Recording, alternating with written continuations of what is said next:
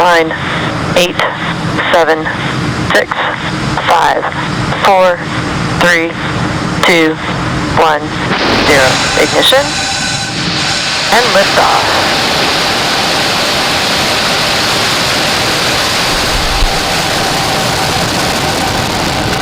Vehicle is pitching downrange.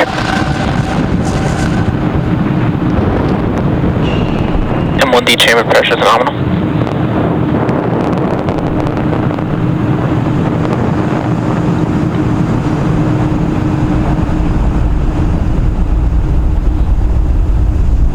And Falcon 9 has successfully lifted off from Launch Complex 39A, carrying our 53 Starlink satellites. Although at liftoff, gravity is pulling straight down on the rocket. As we ascend, we'll tilt the engines, technical term is gimbling, and that turns the rocket horizontally. We're still going up, but now we are also heading horizontally away from the launch pad. It's what we call a gravity turn. Moments ago, we throttled the engines down in preparation for max Q. We're in the throttle bucket. Falcon 9 is supersonic. Max Q is the point during which the vehicle is under maximum dynamic pressure. Max Q.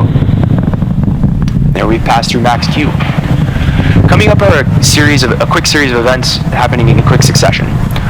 First, MECO, or main engine cutoff.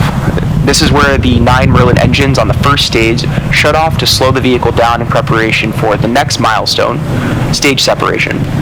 This is where the first stage separates from the second stage. Start event back 2. As the first stage starts to make its way back to Earth for landing, the second stage continues its journey with SES-1, or second engine start 1. This is where the single Merlin vacuum engine on the second stage lights up and propels the second stage along with the Starlink satellites into orbit.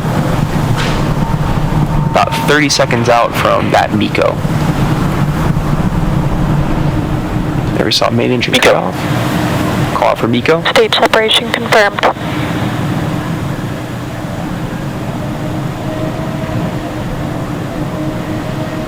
And back ignition.